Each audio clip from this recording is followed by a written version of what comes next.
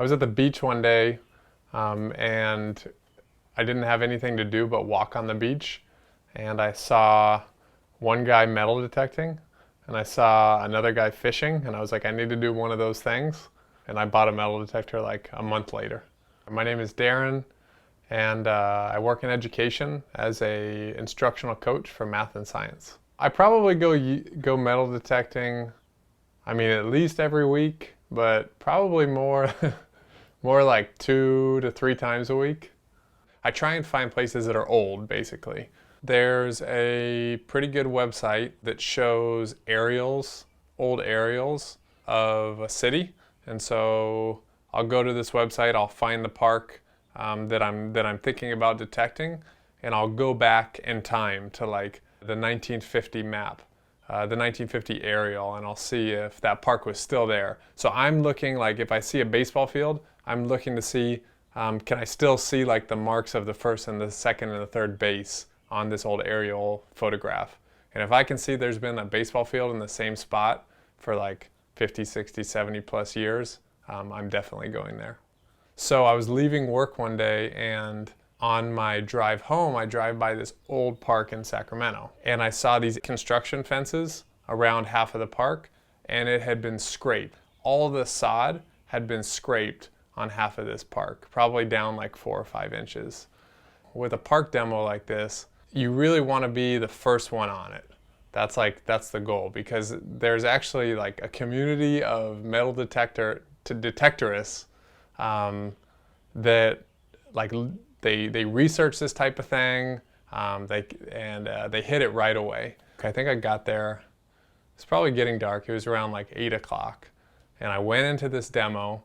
And very first target, high tone on the machine, silver mercury dime. So I was pretty jazzed. I was like, okay, I'm probably the first one here, because I basically just walked in, got a high tone, found a silver dime. I knew by looking at this website that I wanted to go to the area where the old tennis courts were. So the tennis court's concrete, they busted out all the concrete, they removed the concrete, and what's left is whatever was in the dirt before they put the tennis court down. It's basically like a tomb for older stuff.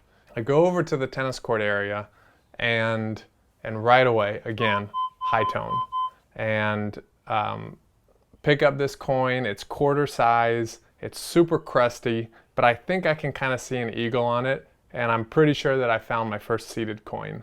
And that did turn out to be an 1861 silver quarter, oldest silver coin I've ever found. And at this point I know that like I'm in old ground.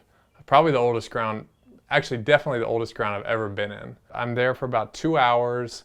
I found a total of 7 silver coins that night, and I think 5 Indian head pennies.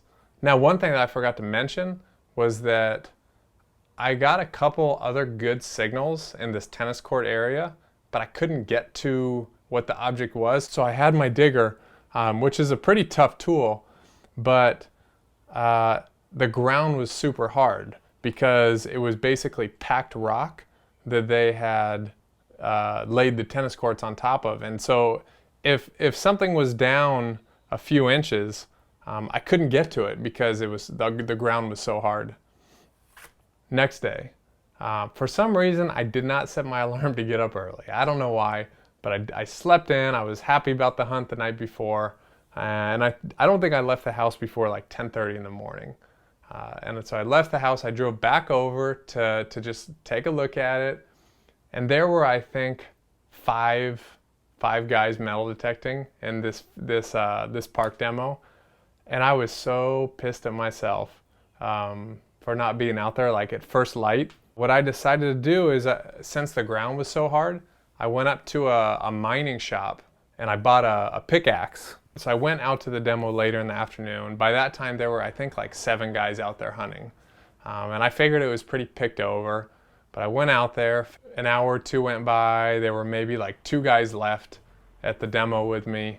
No one's really finding anything. The ground's super hard. Anyway, pretty much everybody leaves. I'm left there by myself, and I get this signal that's like a mid-tone. But in most parks, a mid-tone is garbage.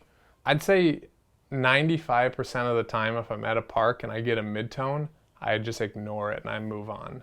But I get a mid-tone in the tennis court area, and I know that anything in the tennis court area is old. And so I take the pickaxe, I find the target, and it's a rock. And sometimes metallic rocks are like melted lead. But this one was dirty, and so I started to rub it a little bit. As soon as I rubbed it with my thumb a little bit, it started to shine right up and it started to look gold. And I'd never really held a piece of gold, like a natural specimen piece of gold before, so I wasn't sure exactly what it should look like. But the more I rubbed it, the more it shone and the more it looked gold. And I got to the point where I rubbed off all the dirt, and this is what I saw. I just saw a natural gold nugget, and even though it was still kind of dirty, the big thing was the weight. It was like, for an object this size, it was so incredibly heavy. And I just kind of knew right there, and I just kind of laughed to myself that I just found a gold nugget metal detecting in the ground. It's my gold nugget. I mean, who finds a gold nugget with a metal detector in a park? It's just so extraordinary. It's like one of those things you don't even like go out there looking for. So for now I'm keeping it. It could have been a miner who got drunk in the park and lost his quarter and his gold nugget, but here's what I think. I found it in packed rock. So before they laid the tennis courts, they put a rock base, right? Before they put cement on top. And all of the rock that was packed in was smooth. So it was river rock. When you're mining in a river, you scoop up all the dirt, the rocks out of the bottom of the river.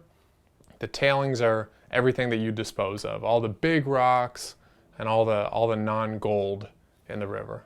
The gold nugget was probably in those tailings because this size, a lot of miners would actually screen out because it's so unusual to have gold this size, that the odds were it was a rock. So they would screen it out, it would end up in the tailings pile. Those tailings were then free rock for the concrete company to use, right? They haul the tailings over to the park, pack it down, lay the courts over. So that's what I think. So me telling you, this is the first time I've only told a couple people, because this was probably a month ago, and I didn't want any other like local detectorists who go to this place to know that there was a gold nugget out there. And actually I didn't tell anybody that there was that seated quarter either, because guys will literally drive like across state borders to come to a place if they hear that there are gold nuggets and seated coins coming out of an old park. So I've kind of kept it on the down low until I talked to you about it here today. I found 22 silver coins, I think 17 Indian head pennies, maybe 75 or so wheat pennies, and some relics, skeleton keys, broken jewelry, things like that. Demos like this can be once in a lifetime.